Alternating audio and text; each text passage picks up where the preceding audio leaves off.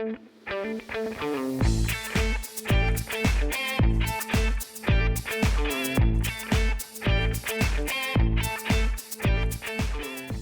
guys, welcome to Surviving Politics-ish. Now, this show might be a little different today because I actually received an email from a listener, and with her permission, she said that I could share it. So she wrote to me because she's been watching the show and watching the world lately, and she feels like she's living in a house of mirrors. She wrote about her grandfather, and this is a man that she and her family has referred to as a force of nature. And so I'm going to read you her story, not because it's political, but because it's human, and because I think that deep down a lot of us are going to recognize the man that she's describing. Okay, so she says, David, my poppy was the son. Everything in our family revolved around him. He was a guy's guy. He was a veteran, a business owner, a man who could fix a tractor engine in the dark and negotiate a real estate deal the next morning. He was the alpha before we had a word for it. He was loud, he was funny, and he was undeniably the boss. If Poppy said the sky was green, you would take a second look just to double check.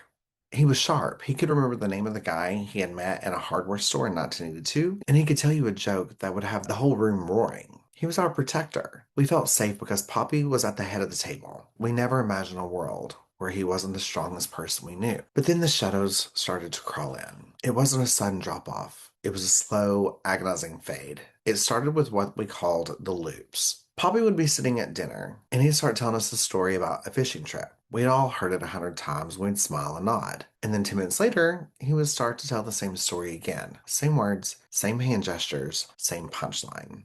And if you tried to tell him, hey, Poppy, you just told us this, he wouldn't just laugh it off. He would get this look in his eyes, this flash of pure, cold terror, and that terror would immediately turn into rage. That was the hardest part to witness. The man who used to be our protector became a man we had to now protect ourselves from. He started getting glitches. He'd get confused about simple things like how to use the remote or where he parked the car, and instead of admitting he was confused, he'd scream. He would call my grandmother a traitor. He'd say we were all conspiring to make him look stupid. He started believing people were stealing from him. He became paranoid, thinking his oldest friends were out to get him. He was losing grip. The only way he knew how to fight back was to be aggressive and as loud as possible. He thought if he could just dominate the room, no one would notice he didn't know what room he was in. The years went on, and the Poppy we knew, the civilized man, just started to evaporate. He lost his filter. This man had always been a gentleman. He started saying things that were graphic. He made comments about women's bodies while we were out at a restaurant. He would use language that was so crude. We tried to make excuses for him. My uncles would just say, oh, that's Poppy being a tough guy, or he's just from a different generation. He's got that locker room humor. We told ourselves it was just him being edgy or unfiltered, but it wasn't. The truth is, it was the frontal lobe of his brain literally failing. The part of the human brain that tells you, don't say that in public, don't act that way in front of children, it was gone. He wasn't being tough, he was being sick. He started obsessing over weird things. He would spend an hour talking about the texture of towels, or he'd get stuck on a detail about someone's physical appearance. He'd comment on people's ears, or their weight, or their hair, over and over again. It was like his brain was looking for something, anything to latch onto, because the bigger picture, it was disappearing. But the breaking point came when we had to take away his keys. He was dangerous. David, he was truly dangerous.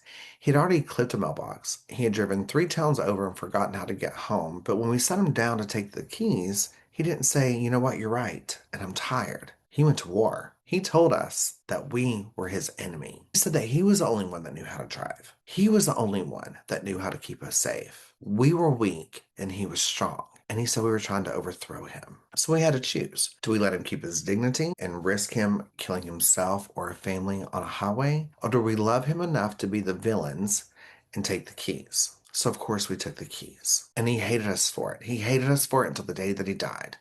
But we did it because we knew that force of nature with a failing brain is just a disaster waiting to happen. I think personally, a lot of us can relate to that and have seen that with someone close that we love. But I do also see the underlining message. We know the word salads. We know the rage that comes from a man who is terrified of his own confusion. To give the politics-ish twist on this, I want us to look at a man who spent 12 minutes at a presidential campaign speech talking about another man's anatomy in the shower. I want you to look at the man who gets on a stage and starts acting out something so horrific and graphic, such as giving a blowjob to a microphone, and this is in front of children.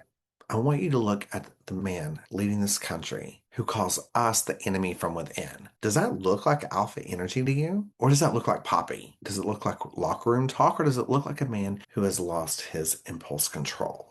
We've been told for years when it comes to Donald Trump that this is just politics, that this is just being tweets or him being a fighter. But Sarah's letter tells us the truth. This isn't about politics. It isn't about red or blue. It's about cognitive decline. We're watching a man's sundown on national television.